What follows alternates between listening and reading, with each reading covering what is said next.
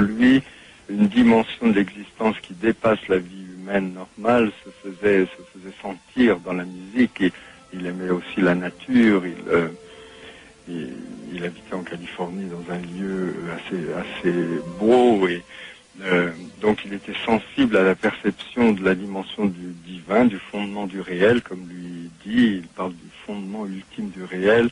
Il en avait la perception à travers la nature, à travers la musique, peut-être plus qu'à travers les rites d'une religion organisée, oui. Alors on a l'impression qu'il est toujours à la recherche d'une perte de l'ego et par exemple ces expériences de prise de substances hallucinogènes étaient une manière aussi de s'éloigner un peu de son ego et de se poser encore cette question du réel et du temps. Oui, moi tout à l'heure vous avez dit éclectique, c'est pas vraiment le mot que j'emploierais parce que quelqu'un qui est éclectique picore ici et là, vous voyez des choses, alors que Aldous Huxley cherchait à approfondir au maximum. Et donc, il recherchait plutôt le fondement commun des différentes pensées plutôt que de simplement rester à la superficie des choses. Et alors, en ce qui concerne l'usage des plantes hallucinogènes, pour lui, c'était comme l'exploration des différentes modalités de la conscience. Il avait la perception que la conscience humaine est un phénomène tout à fait exceptionnel dans la nature et que nous n'en avons encore exploré que des domaines relativement simples. Et donc il pensait qu'à travers ces expériences, il pouvait commencer l'exploration d'autres niveaux de conscience. Et sans doute que les jeunes générations ne savent pas que le groupe de musique qui a eu sa célébrité, The Doors, a emprunté son nom au titre d'un de ses livres, les portes de la perception. Et donc, il a été dans ce domaine-là aussi quelqu'un d'une très grande ouverture, mais c'est sans doute l'aspect de sa vie qui aujourd'hui serait peut-être le plus controversé. Il lui-même avait emprunté ce titre à William Blake d'ailleurs. Oui, c'est une succession de citations dans les citations, oui, en effet.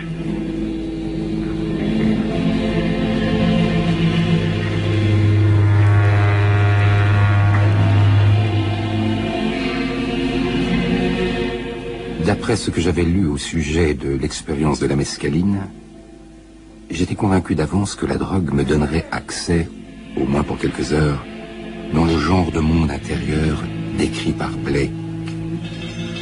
Mais ce à quoi je m'étais attendu ne se produisit pas.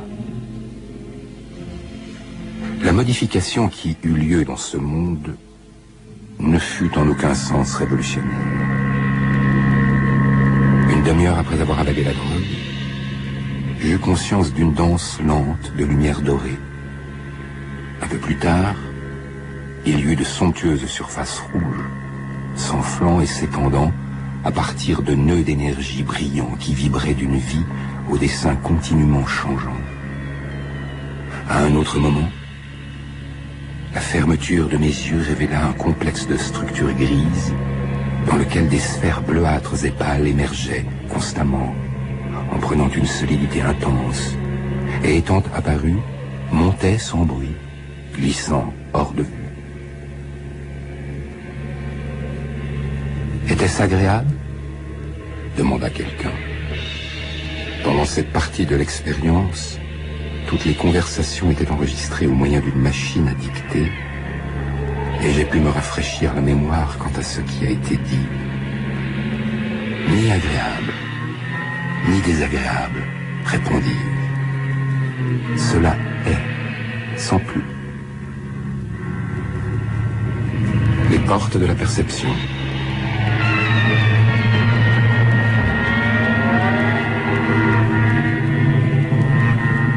C'est une expérience qui a été importante pour lui, mais qui n'a pas été déterminante, si vous voulez. Il ne s'y est pas attaché, il n'en a pas fait une idole, en quelque sorte.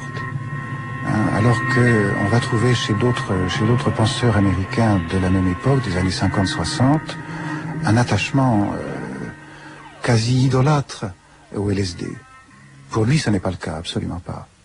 De ce point de vue-là, on peut dire qu'il y a une sorte d'incompréhension de la part du mouvement hippie qu'il a surnommé Saint Huxley.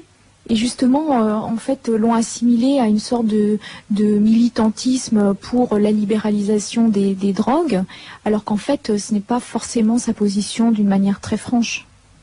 Ce n'est pas du tout sa position. Les drogues ne sont qu'un moyen parmi tant d'autres de sortir de soi-même, d'aller au-delà de soi-même. Concernant la période justement où il a testé les hallucinogènes, il y a vraiment cette incompréhension parce qu'il a été vu par les militants hippies comme un chef de file en tant que tel. Oui, vous savez, les gens récupèrent toujours. Huxley était... On s'en rend pas bien compte en France parce qu'en France, Huxley c'est Le meilleur des mondes et Les portes de la perception, 2 livres séparés par 20 ans au moins, 20 ou 30 ans. Ou une vingtaine d'années, disons. Mais on ne se rend pas compte de l'extraordinaire magistère intellectuel qu'il a exercé aux États-Unis. C'était véritablement une référence là-bas. Et il était très bénéfique pour les hippies et pour les tenants des hallucinogènes de dire Huxley avec nous. Hein, c'est aussi simple que ça. D'autant que aux États-Unis, l'expérience psychédélique a été beaucoup plus importante qu'en Europe.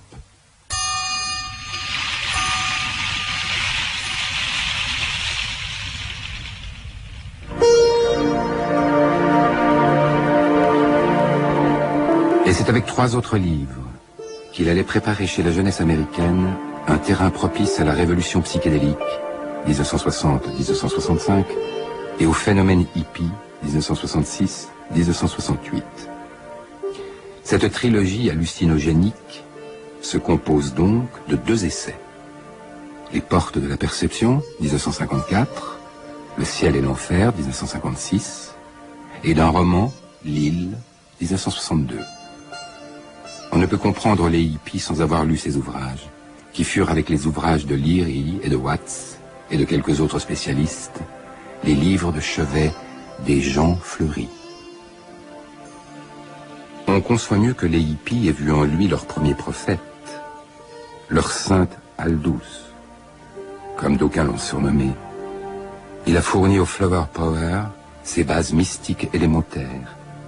Il assure à cette jeunesse qui bouge, à ce grain qui lève, qu'aux antipodes de notre pensée et de notre univers ordinaire, il existe un autre monde et une subpensée où il fait bon vivre et aimer.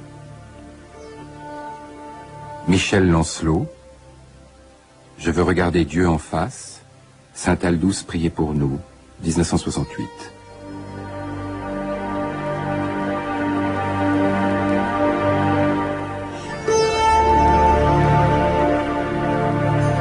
Quand il a pris de la drogue, c'était un petit peu pour comprendre comment ça se passait, sans se douter du mal que ça pourrait faire ensuite. Et puis, on s'est prévalu beaucoup de ce qu'il écrivait, de ce qu'il avait écrit pour s'adonner à la drogue d'une manière désordonnée, alors que lui le faisait comme expérience et toujours sous contrôle médical, juste pour essayer de comprendre quelque chose de l'esprit. Comment il a réagi justement quand il a été comme ça canonisé par le mouvement hippie où il a été... Je ne sais pas s'il s'en est aperçu. J'ai l'impression qu'il est mort avant de comprendre vraiment les conséquences. Parce qu'il l'avait surnommé Saint Huxley. Oui, mais je pense pas qu'il l'ait... Enfin, peut-être... Il ne lisait jamais rien sur lui. On pouvait écrire tous les articles qu'on voulait. Jamais il n'a lu un compte-rendu d'un de ses livres, un article qui parlait de lui. Ça ne l'intéressait pas. Donc je pense qu'il a ignoré ça. Il n'aurait pas pu l'ignorer quelques années plus tard, mais il est mort en 63, le jour de la mort de Kennedy, du reste.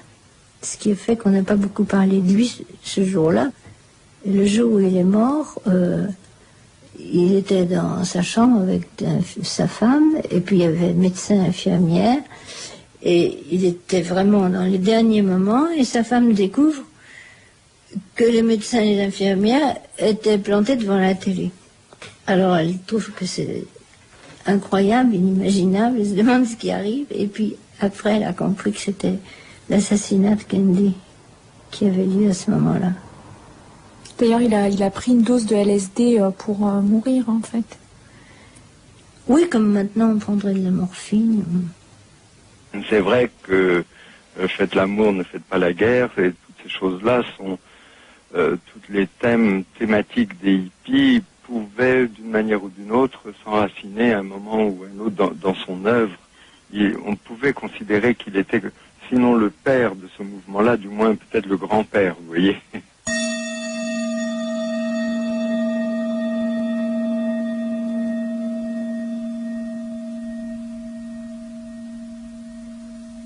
On lui a attribué des dons véritablement prophétiques.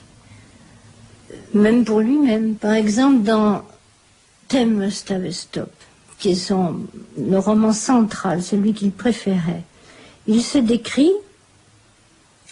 décrit un vieil homme, un vieux sage, une sorte de philosophe, et un jeune homme insupportable, tel qu'il se voyait dans les premiers romans et qu'il était d'après son entourage quand il était jeune après toutes ces épreuves. Il met ces deux personnages en vis-à-vis et il fait mourir le vieux philosophe auquel on sent qu'il attribuait ses idées, ce qu'il aurait voulu être. Il le fait mourir d'un cancer de la gorge où à la fin de sa vie il doit écrire sur des petits papiers ce qu'il veut dire. Eh bien Huxley meurt de la même façon. Alors c'est assez curieux parce que c'était 40 ans avant sa mort. Non, pas 40 ans quand même, c'était au milieu de sa vie. D'une manière générale, il était assez pessimiste par rapport à l'évolution de son siècle et en dehors de ses quasi-prophéties en matière de progrès scientifique, la plupart de ses essais sont plutôt inquiets. Par exemple, il était toutes les questions de démographie, de faim dans le monde le préoccupaient beaucoup. Oui, mais sur certains points, il était quand même lucide. Ça correspondait à une certaine lucidité. Dans un de ses romans, alors je ne sais plus lequel c'est peut-être dans Jouvence, je ne sais plus, il parle du problème des déchets que l'on jette à la mer et de la pollution de la mer. Et il écrit ça à la fin des années 20, quand ce thème-là n'était absolument pas dans l'actualité. Or, aujourd'hui, les mouvements écologistes sont très préoccupés de la pollution de la mer provoquée ainsi, puis on voit bien les effets multiples. Donc, on peut dire qu'il avait une vision un pessimiste de l'évolution des choses, mais dans beaucoup de cas, ce qu'il pressentait s'est réalisé. Mais il ne s'est pas identifié à cette seule image négative du monde parce que il voyait comment une vraie spiritualité peut métamorphoser le monde. Et donc, il était pessimiste sur l'évolution de beaucoup de choses dans la société, mais il n'était pas vraiment pessimiste sur l'avenir de l'homme, en quelque sorte. Et dans la fin et les moyens, il réfléchit aux moyens, justement, à mettre en œuvre éventuellement pour transformer la société.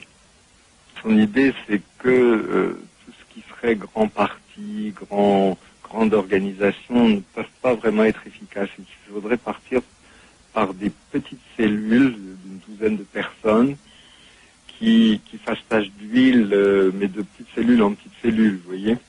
Et donc c'était une vision plus organique en quelque sorte de la vie sociale et de la vie politique que l'organisation pyramidale